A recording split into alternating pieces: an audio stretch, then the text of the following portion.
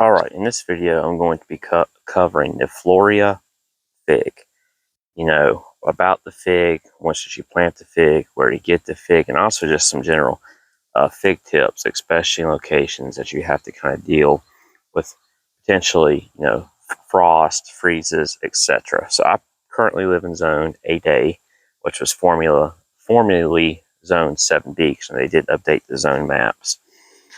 So the Florea fig is known to be one of the more cold hardy figs. I'm not going to say most, because you really can't say most of anything unless you did like a trial and you compare them all and you climate that you're in. But it's one of the definitely top tier, more cold hardy figs. It also produces its figs earlier in the season and ripens them quicker, allowing you, if you have, let's say, a shorter season, which I don't have a short season here, but if you have a shorter season, be able to get those figs fully ripened before frost or freeze. So this fig, so we're in August of 2024, about to be September. This fig was planted in the spring, so around late April of 2023 as just a little stub.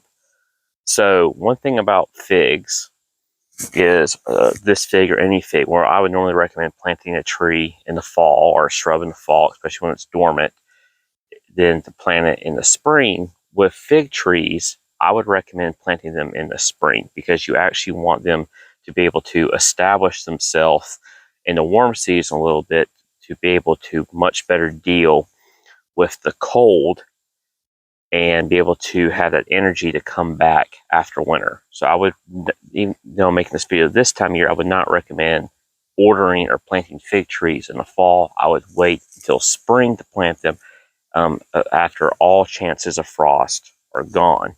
Now, another thing I want to give you tips about this fig or any type of fig is you've got to be patient. So it is very common, if you have freezing temperatures, especially down to the low 20s and into the teens, your not foliage, because it'd be dormant by that time, but the actual limbs of the fig tree are going to die. They'll end up black. You'll end up scraping them, so there's any green underneath them in the spring, and they're toasted. They're dry. They're brittle.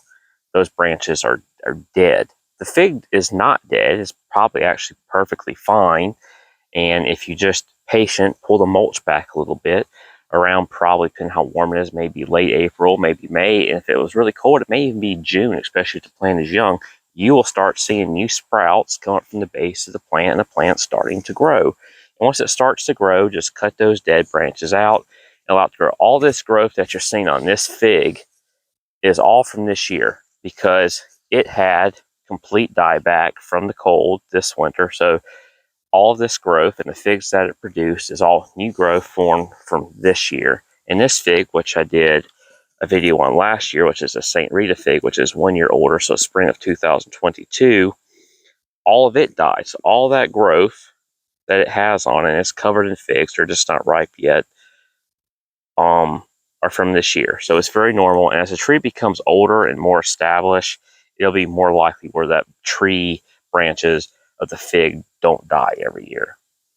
So this fig is known to be able to survive down to, let's say, 0 degrees. I really can't say if that's true or not, but people have reported it. Now, these figs are planted in my backyard, and they're east facing, so they receive the morning sun, but they don't receive the sun that, your sun sets on the west. They don't receive necessarily that full intensity of the warmth of the evening sun. So this area, while it gets the warmth first thing in the day, it also doesn't get that warmth in the evening. So this area does get a little bit colder than my front yard. If you're trying to plant stuff in, let's say, maybe zone 7A or maybe 6B or 6A, if possible, the best place to plant things, because the warmest part in your yard, especially if it's by your house, is your south facing. The south facing part, especially if there's no shade, is going to be the absolute warmest part in your yard, as receives the most sun, and it's going to be the hottest. Then your west facing is going to be your second best place to plant things, because you're getting that evening warmth. And then you would do east facing. And of course, the worst place to plant something, if you worry about cold hardiness, is north facing. That gets the least amount of sun. Well, I got this from One Green World. They sell a ton of different plants, a ton of different figs. They're based out in Portland, Oregon. Like I said, I live on the East Coast. They're really popular, and of course, there's other places you can buy them. But One Green World has a ton of different fig varieties. A Lazy Dog Farm, which started as a YouTube channel, the guy got really big into figs and has actually expanded, putting greenhouses on his property. Sells a ton of different figs, and there's other sites as well. So if you're interested in the Florea fig, just put a search in it and find the place where you would like to purchase it from. If you want to read about it, there's forums and stuff about it. But I would not order it now. If you want to grow it, I would wait. Of course, let me show you what the figs look like. So obviously we're getting washed out by the sun here, but this is one. And I'll open it up here in a second. And this one that's a little bit larger in size.